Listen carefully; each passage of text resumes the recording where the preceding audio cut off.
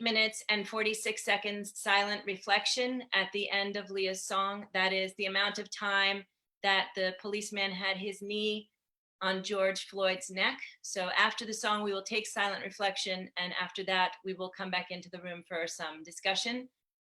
Thanks to everybody for joining us here. We have a lot of work to do, and I'm really glad that all of you are here in agreement and helping us to all figure out a path to doing that work as a culture and as a community and as a nation.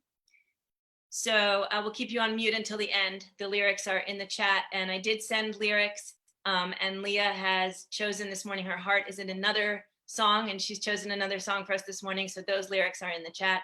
Leah, welcome. Really glad to have you with us, and thank you for being here.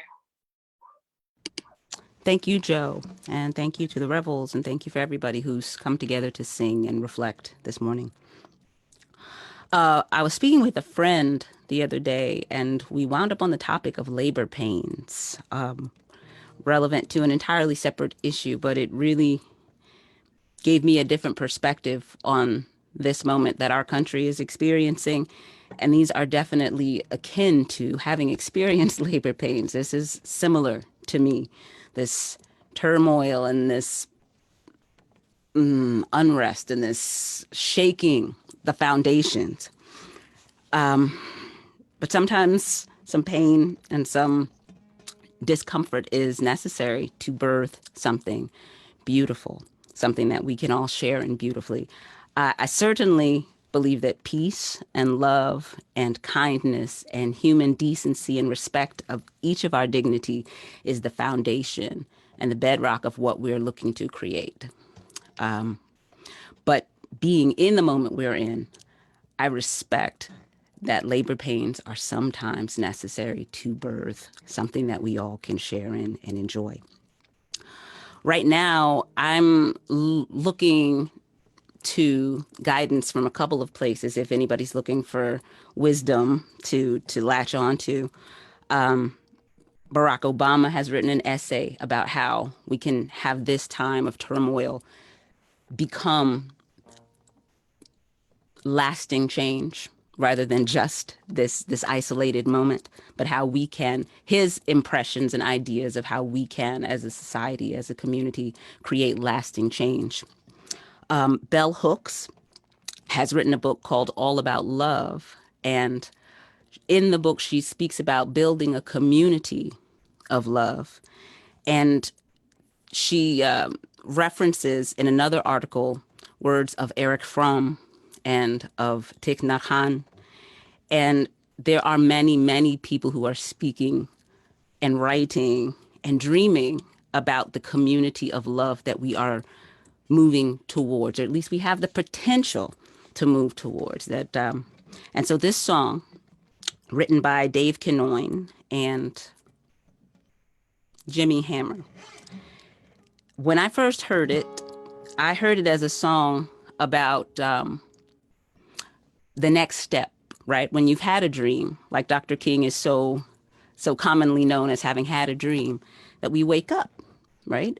And so this song to me initially was a song about waking up from and within Dr. King's dream. Right now, it feels like a song about waking up from a nightmare. But however you choose to hear it, please sing along on the chorus and the familiar parts, because that waking up, that having a vision of what is next for us is going to be what is required right now in order for this moment to have a meaningful, lasting, positive impact on our country for all of us.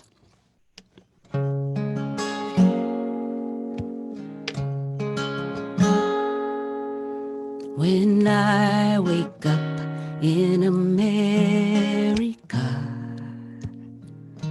I see my neighbors there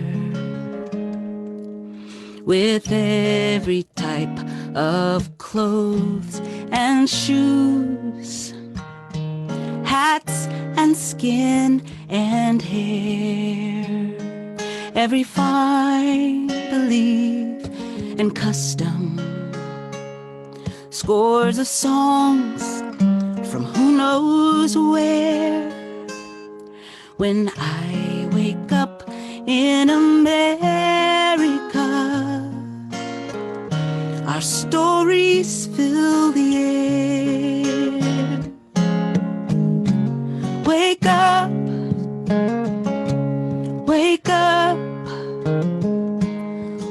up in America.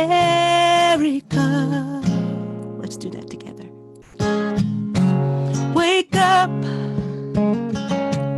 wake up,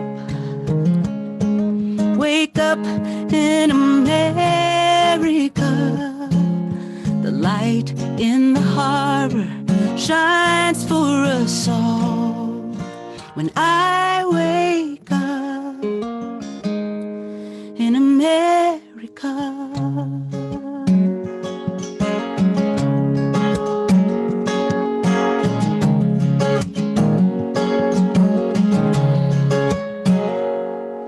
When I wake up in America, I hold my head up high and I make my way as others do, beneath the same great sky. I recite the Pledge of Allegiance in a voice both clear and strong. When I wake up in America, I'm right where I belong. Wake up, wake up, wake up in America. The light in the harbor shines for us all. When I wake up, I see the kids playing happily, happily swaying. It's good to be staying in a place like this, with a face like this. When I wake up in America, I put away my fear and I love my neighbors as myself. And I say, I'm glad you're here. We have found ourselves together in a land we dreamed could be. And when we wake up in America, everybody will be free. Let's sing it now. Wake up, wake up, wake up in America. Wake up, wake up, wake up in America. Wake up, wake up, wake up, please, America. The light in the harbor shines for us all. When I wake up, when you wake up, when we wake up in America.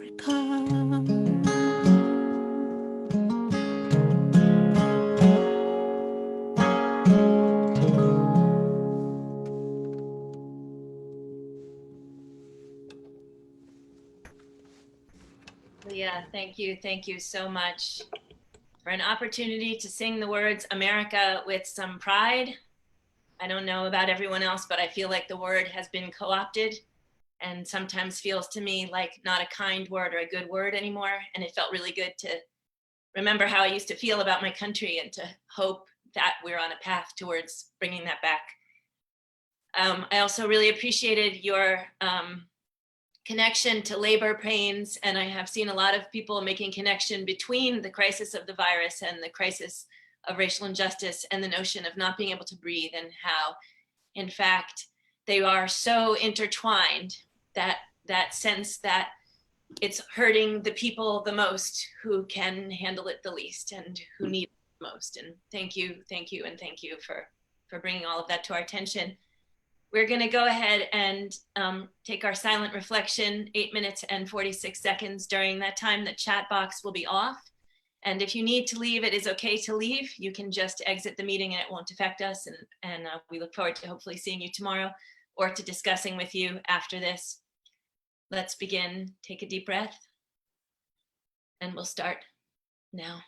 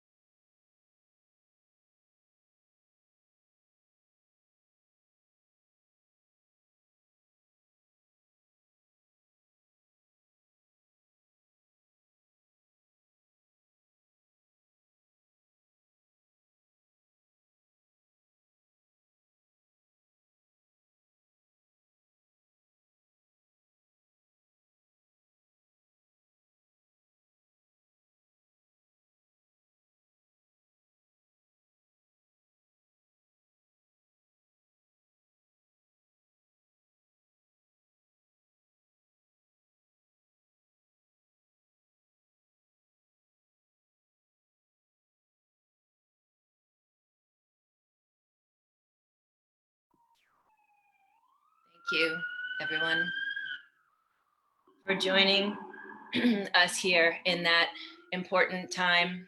I think Leah is right that it's sometimes takes pain for us to be able to learn and grow and to make positive change. And Reggie definitely told us that it's keeping that pain alive, waking up with it every day, that's going to keep us from getting complacent and not being part of the solution anymore. So the reflection is important, and I'm really glad you're taking the time and joining us here to do this. I would like to just make a couple quick announcements before we turn to discussion. If I don't already have your email, you can pop it into the chat box to me. That will help me to be able to reach you, to let you know what we're doing, and also send you lyrics in advance. And also the links for the things that Leah brought up earlier when she was talking will be sent to you in that email, rather than trying to find them now and get them in the chat, unless someone has already done that. And we'll also include in the email some links that Reggie gave me about things we can do. Notably, some of them are things we can do right now, even if we're isolated at home. So I will include those in the email I send. And the last thing I think that is important that we can do is invite everyone that you know to join us here in this virtual room, or to watch us during or after on the Facebook Live.